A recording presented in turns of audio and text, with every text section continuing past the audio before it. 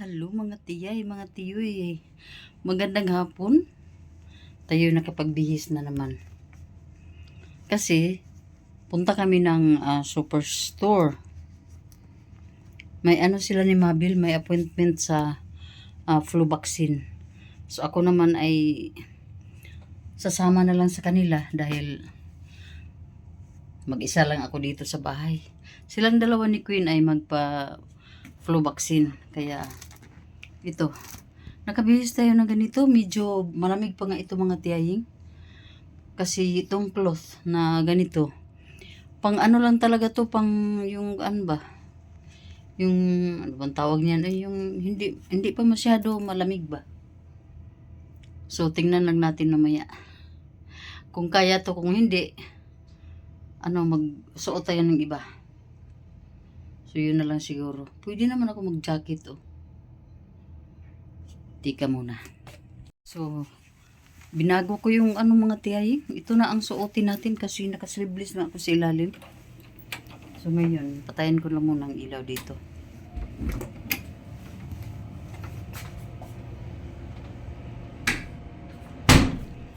Ayan na.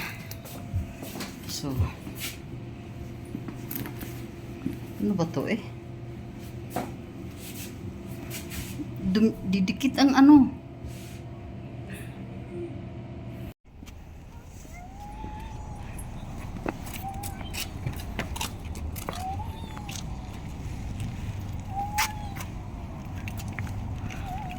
Busy in life. Ay, kasama ka ng kuan eh. Pasok tayo sa car.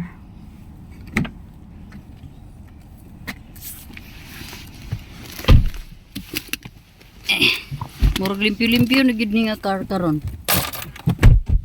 Limpyo man na ako kahapon. Hello. Maayong hapon. Sus, kasamok gid sa sinina sa suot. Sila kay Canadian man sila dire, mga resident man sila dire. Dugay na dire, sobrang na pulo ka tuig. Okay lang sila. Ito pa isa oh. Ang tiyay nga mo pay pagsubok dire na pita. Di gid magsilbi eh. Lisod kaya mo sige tagpanghaplas dire. So ato may superstore. Super sales? Shopper sales? Shopper store? Shopper drugstore. Shopper drugstore? So, kalisod naman taan naglitos ano yung mga tiyaying eh. Shopper Drug Mart at drugstore. Na, utro kong ka eh. Shopper Drug Mart at Ako mong good kinaaran ko dito sa super sales. Naman ko yung super sales isa dito sa super sale, gyapon Maramag. superstore. Maramag na yung super sales sale dito. Super sales. Asay na yung superstore.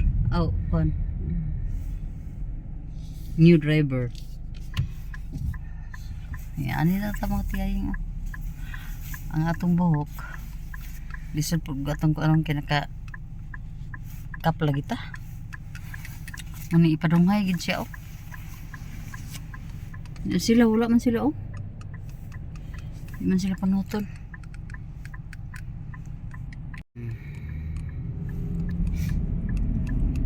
Makulimlim ang panahon oh. Murag ulan, murag baglis ang kuan oh. Ulan maguro or inani gid ang kuan. Basta magpaingon na mag winter. Murag lugdom ang langit.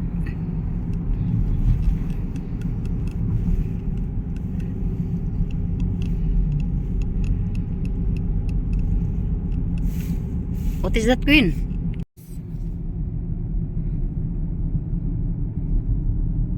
Kung paingon ta sa 138 Street Redeta. Kani man ang Deerfoot, no? Tong Deerfoot. Deerfoot di siya pro south, Deerfoot north. Katong dito. Kana mo yung north? Kani mo yung south. So,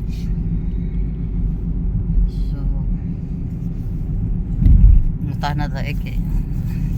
Takabalo. Kani mo yung north. Paliton, mother. Ha? Sana yung paliton. Wala po kayo pamaliton. Kung may kurtahan doon. Ay sus, dagway. Diya sila oh. Ya sila. Magpa-flu shot.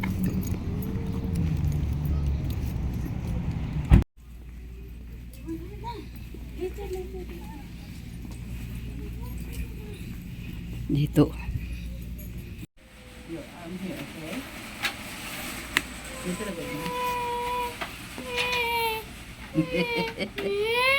Kingston.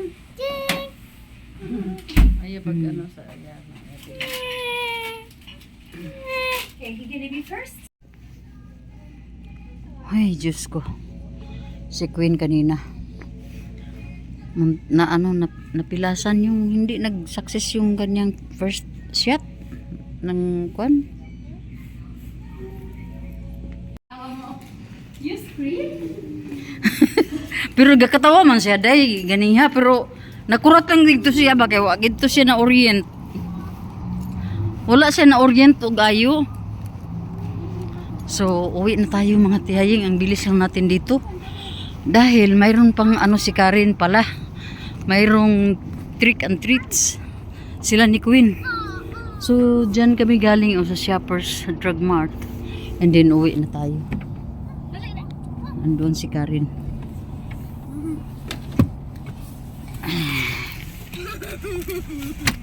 Naku, Queenston. Hay. 2 times ina-attempt na Ano, karon pa mong siya na ano na yung ana nga karon nga nana siya edad. Ang last kay katupang hangtod 9 tama to, hangtod 1 year old siya. Immunization time ra gyud. ang sakto de adto ikaw magiuna para nga makita niya ba din ma-istoryan Nabasig siya. ko kusog. Grabe.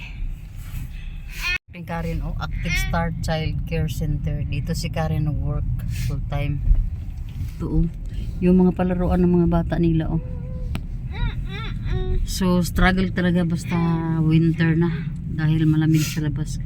Kaya nasa loob lang sila. Pero kailangan pa daw nila ilabas ng mga bata. Di lang sila. magyapon na sila.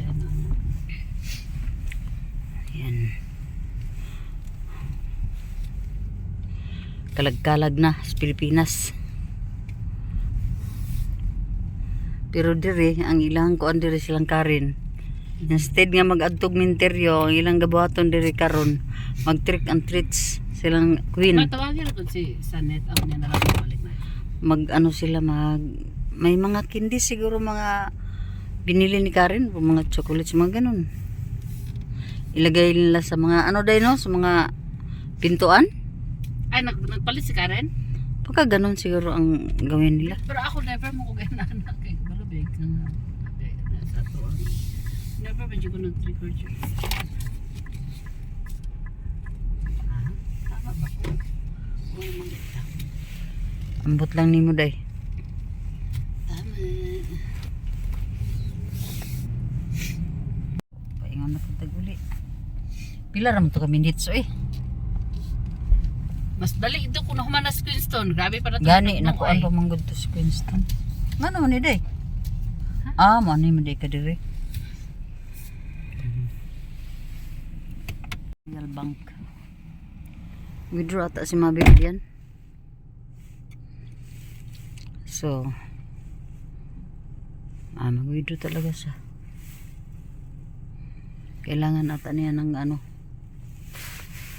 pera.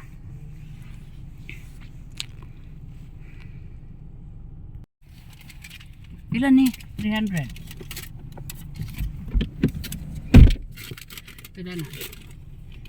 4.8 okay.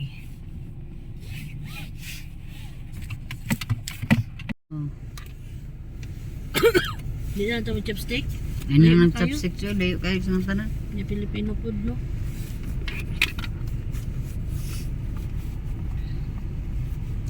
Manihapon dahil may Karen kabirang duha. Di mo ban si Mabel kay kuan di biagi kay siya kaon. Niya bagor pa ming abot. So ang buhaton ani. Sila dahil may gipangayo kar. Kana o. Daghan naman yung bitbit. Dagan may alang bitbit. Mga pinangayo na nila. Ano ka, ganyan na naman na sila na-tricking to. Ah, ganyan pala. Wala na, wala dali.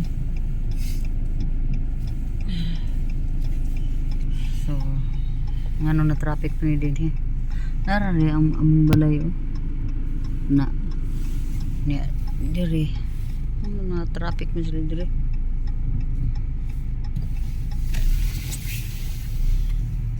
So adto mi ni Karen sa 138. Dito mi mo adto sa Panda.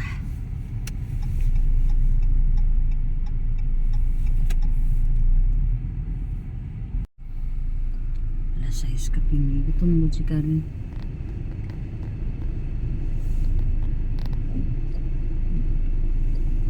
Grabe nakabukot ni tayong maayo diri.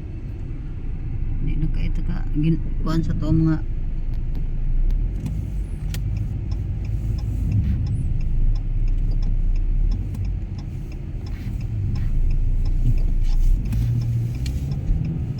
Nasa yung nanap ba na na-decoration ka na pwede. no.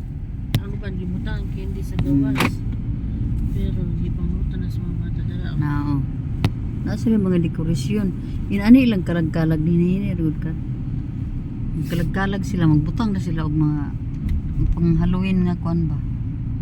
Decor sa gawa sa ilahang balay. Ni anay mga kindi butang. Ano sila dili? Sa tuwa minteryo ang labas.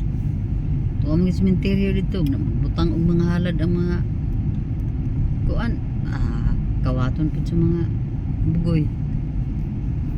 Or dili tanan ambot nga nung ang uban lagi karula wala lagi. Kaya nana sila. Na ngayon na sila. Dari, Nara oh. ang tagiya o, naglingkod ang tagiya o. Gahatag na sila. So yun ana ang ilaha dire. Lain-lain. Na. Na. Nagsuot og dinosaur ang kuan nag-costume. Mag-costume man ang uban. Klaro sa video. Ay. Gina-zoom ang tani mo. Hindi di na maapas eh. Pagkapas.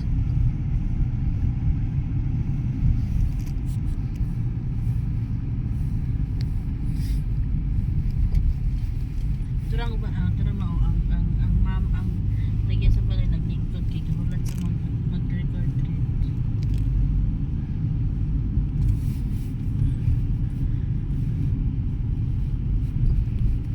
Maupod ilahang kuan dire.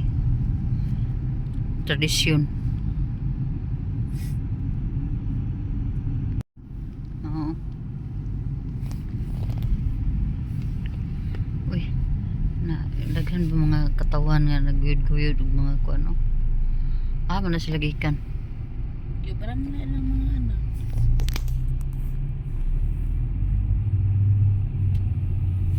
Lahi ilang kalag-kalag din no. Ilahang selebrasyon sa kalag-kalag.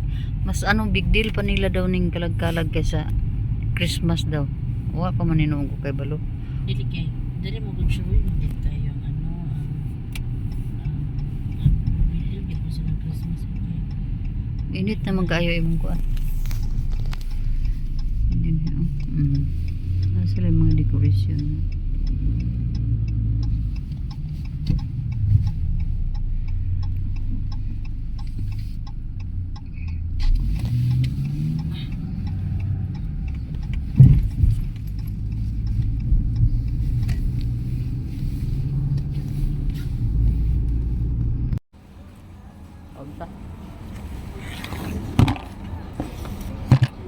Ay, sorry.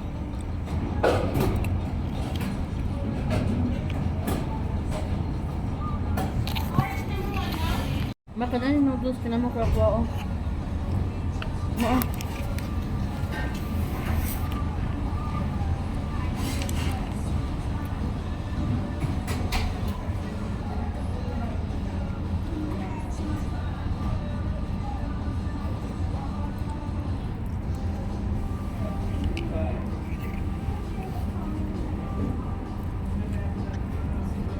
Carefully ko sa pinipunan eh.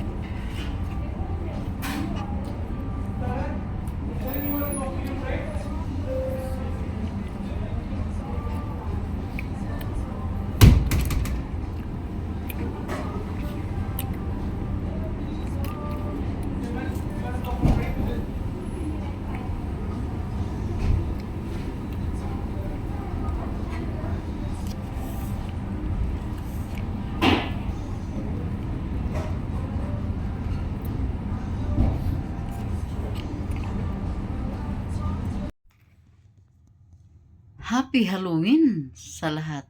Buong mundo, Happy Halloween. Happy kalag-kalag. Maayong kalag-kalag sa ato diha sa Pilipinas. Pakita ko lang sa inyo yung mga tricks and treats ni Queen kahapon. Ito na mga tiyaying itinago na dito sa loob ng kwarto ko kasi kagabi pag ibigay namin to, iano lang naman to ni Queen, paglaruan lang ba, hindi niya to kakainin mga tiyaying kasi ang gusto lang talaga ni Queen na kainin ay yung mga yung mga chocolates. So, magkalat lang to doon. Pero ibigay ko to mamaya mga tiyaying. Ibigay ko to sa kanya. Bahala na siya kung niya to itapon o magkalat siya doon. Ang importante, umaga ngayon at makapaglinis tayo mamaya pag mayroon siyang madaming kalat. Kanina, pag gising ko ng umaga, pumunta kaagad ako doon sa itaas at walang tao doon kasi umalis na yung mga anak ko nag-work na, si Karen, si Mavel, si Mike andoon na. Si Kayla lang ang nasa room pa kasi late si Kayla umuwi kagabi mga tiyang 12 AM na dahil sobrang busy ang Papa John's. Doon si Kayla nag-work. So, ang nangyari, dark talaga yung sala kahit na 8 AM na. So, pumunta ako doon pero hindi pa ako naggalaw-galaw doon. Hindi pa ako naglinis. Hindi pa ako naghugas ng mga pinggan doon kasi daming mga hugasin kasi sila. Mas maaga akong bumaba dito and din sila ay kakain parang ano-ano. So, every morning ako talaga ang diyan doon sa zinc. Pero dahil Saturday ngayon, andyan naman si Joseph. Si Joseph na ang gumawa doon. Kasi sabi din ni Mabel, mag-day-off din ako minsan. Kasi mga lang naman na, mga mild lang naman to mga trabaho dito sa mga tiyaying sa bahay. Pero may edad na tayo, kailangan talaga tayo na hindi masyado mapagod kasi si Queen ay ako talaga ang niyan. Ako ang nagbabantay sa kanya araw-araw pag galing na siya sa school. So ngayon mga tiyay, makalat itong room natin. At dito naman, mayroon tayong mga ikinabit diyan na mga natin, yung mga jacket na isang bisis pa lang na gamit, natin diyan.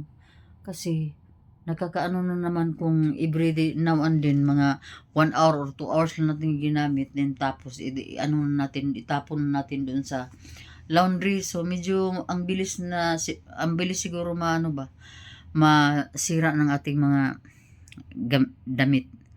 So mga tiyay, ang ating mga laundry ilagay natin yan sa washing machine. Nakaano na yan talaga pati ito. Nilagay ko na dyan. Pero itong mga kumot, hindi ito kasi 2 days pa lang to nang ko sila ko na ni laundry ko na yan.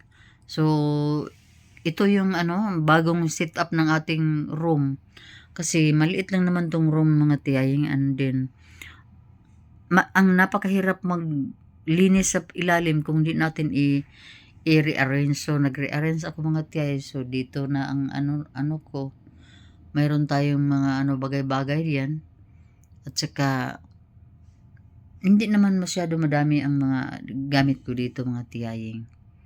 So mamaya mag-update lang ako sa inyo.